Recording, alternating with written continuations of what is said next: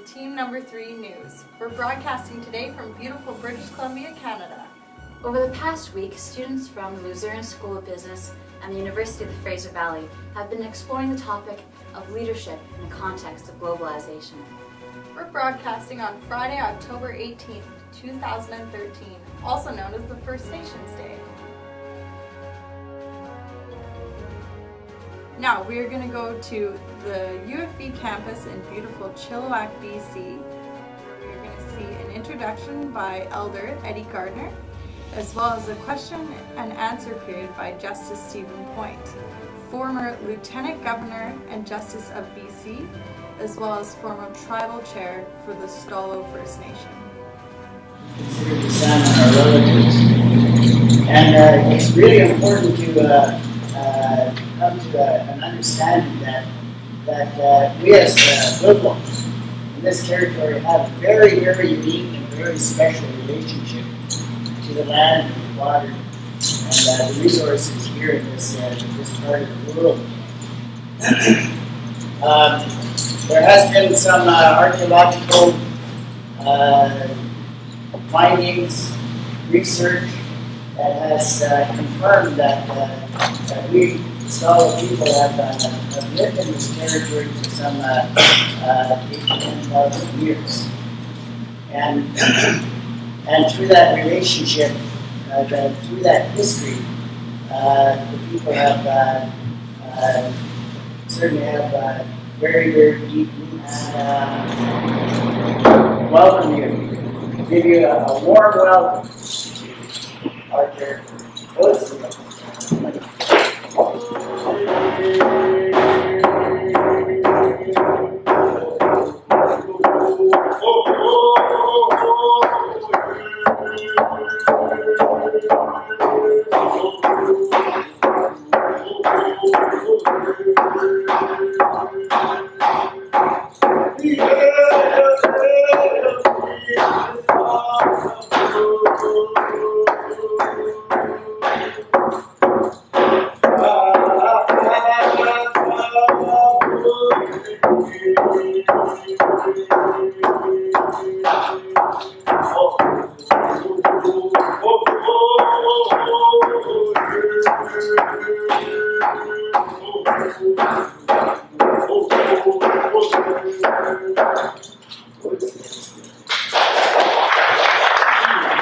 Right?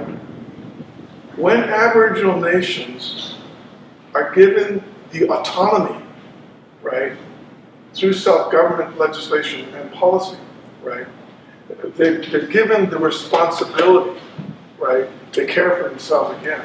But we stop the wardship right now that exists with the federal government on the Indian. And we move into a different era. We turn the page on our history from wardship to self-responsibility. I think then we're going to see some changes. I was just up in the Nisga'a territory, and the Nisga'a have got parliament. They've got it's modeled kind of like on the King government. But the thing that's changed for them is phenomenal. Because I was up in the Nisga'a territory before.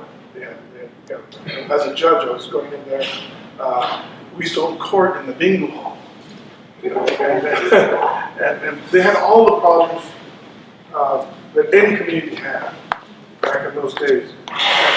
The big change is that the Nisga'a are beginning to see themselves now through the lens of the treaty and the policy making that they're doing themselves. And they're now saying, if we screw up, that's our problem, right? We're no longer pointing at someone else saying, well, you guys did this to us, you guys did this to us, right? The whole benefit of self-responsibility is that we get to take ownership of the stuff that we do, and we begin to see partners then to help us accomplish our own goals, right? So they got Mike Harper, the previous premier of the province, out working with them to establish branding for the Nisga's in the Development Corporation. They're seeking partners to come and help them to develop their natural resources, their forestry, their mining, their fisheries, and whatnot, right? So now they're doing that from their perspective as Nisga'a. How can we preserve our lava beds? How can we preserve our forests? But we want create jobs for that. And so they're using their own cultural lens through the treaty to actually bring their people out of poverty. And I must say, it's dramatically changed since I was there 20 years ago. And, you know, I think that's the direction we've got to go. I think that's the answer, is that we've got to stop the wardship, the relationship that now exists between the federal government and First Nations. Turn the page on our history and move to an environment in which First Nations are in fact given the responsibility as nations to begin to take care of themselves. But they need the resources to do that. And they begin to come up with their own solutions. They become the directors in their own play. You know, I often think about this analogy. And I went to a play in Britain. I don't go to a place in Britain sometimes. You get into it in London, and there's a bunch of theaters. And some of these plays have been going on for like 50 years, right? The same actors and the same costumes, the Shakespearean guys. And then the actors are getting old, right? And the costumes are getting old. And the set is getting old, right? And nobody's actually going to these plays anymore, right? Right? And the truth is, that's what's been going on here in Canada, right? Is that we've been wearing the same costumes, playing the same roles in the same play, one-act play, right? The Indians over there, and the government over here, and the provincial government over here. And until we stop this script, right, and write another one, it's just going to keep perpetuating itself, right? It's going to keep on going, and so that's one of the reasons why I stall. We're in the treaty process. We're trying to get to the place where we have self-government legislation that gives us the responsibility and authority to manage our own resources in our territory, but in partnership with everybody. They're still here. They're not going anywhere, right? How do we do that in a modern context? With our own cloaks are still on, our own blankets, our own values, our own ideas of who we are. That's reemerging from a terrible history, but it's reemerging again. How do we bring I just want to ask you about the relationship between because you said before there was or there still is a cultural clash between First Nations and the settler society. So, for the moment, we just want to know how the First Nation and the settler society live and work together at the moment. Well, the two answers. The Indian reserves still exist in the Stall Nation, and to a large extent, we are two cultures living side by side, two solitudes, if you will, and the reserve life, people living on reserve life, is not. There's not much interaction with the outside, right? Where we are interacting is when our kids go to school and the kids are going on to university, but a lot of our people, for example, still don't work in town. They don't work in businesses. You don't see a lot of Native people employed in the cities, not in this area, and I think that's going to change over time.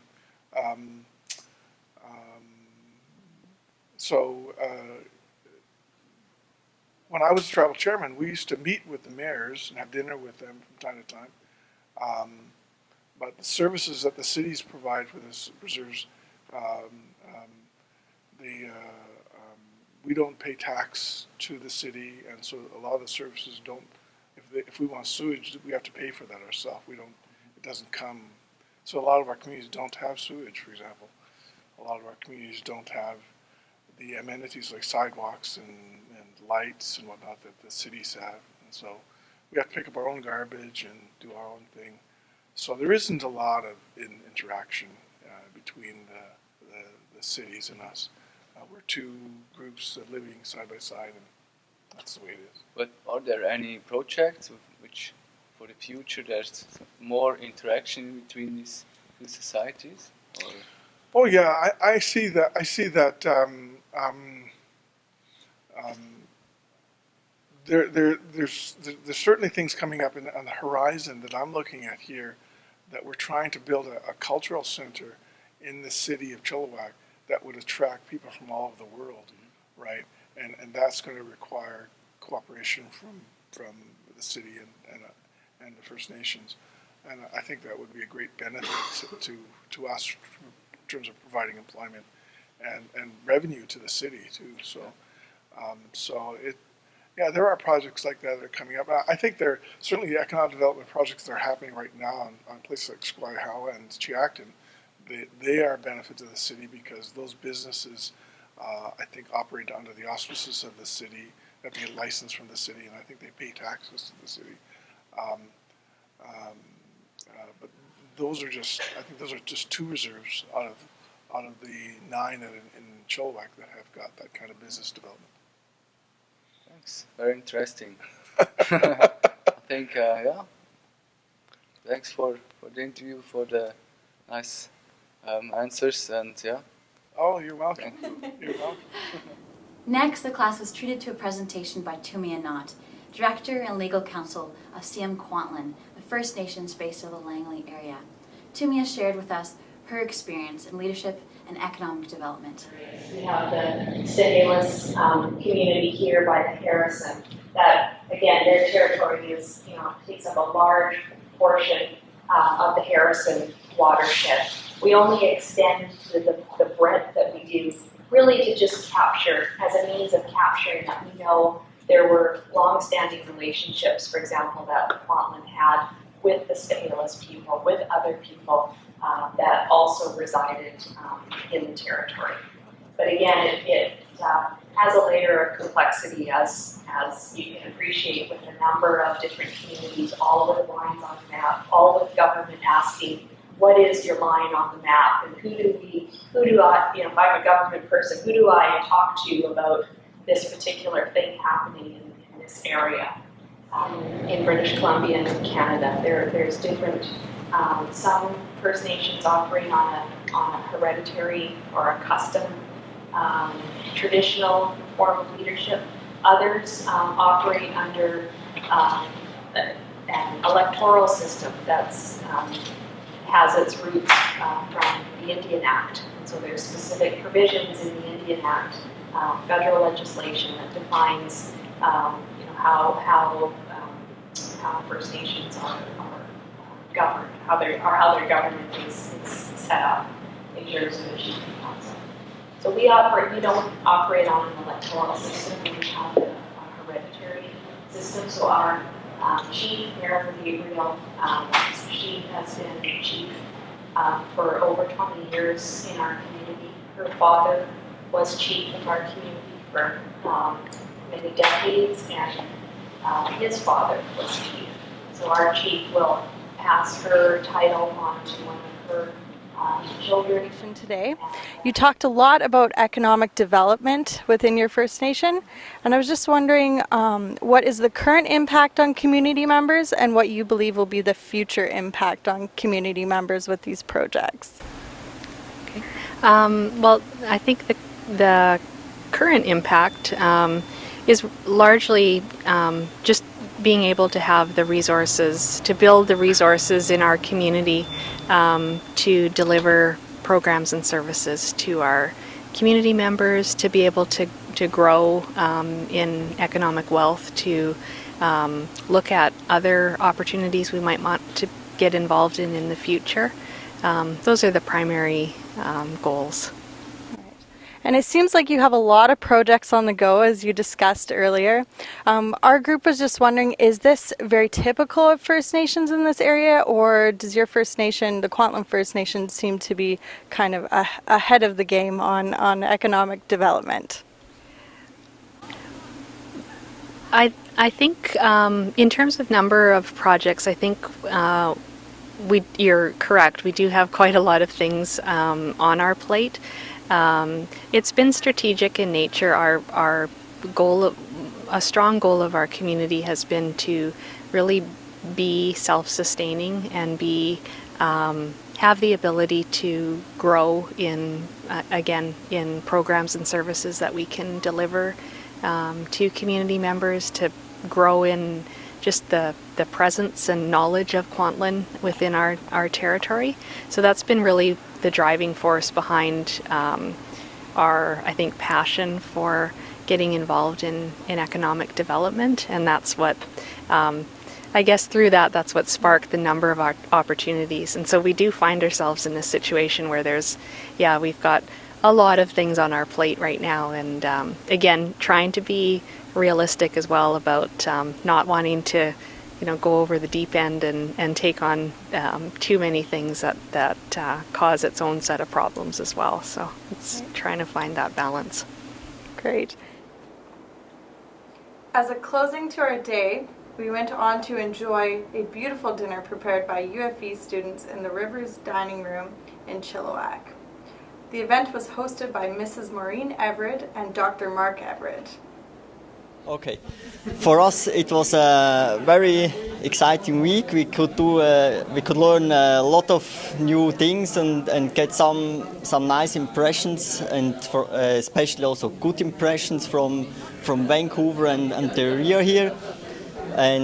But for you can also have a benefit of an exchanging program like this here. Well, I think these are wonderful opportunities for us to work with partners from around the world. We have a number of international partners. Okay. I remember well about 3 years ago when Ghislaine and a couple of others came to visit and proposed this idea. And it was very exciting to us that we could collaborate with colleagues in Switzerland. Yes, thank you. But I think the relationship to the Swiss is not the most important relationship which you have. Which is the most important program like this which you have? It's a program with Asia or maybe Africa or South America? Well, I wouldn't say that the program, that the partnership with Switzerland wasn't important to us, because we work in a global environment now, and it's important that we connect throughout the world. We do have a number of partnerships in Asia in particular. We have a campus in India. We deliver our business degree in the Punjab.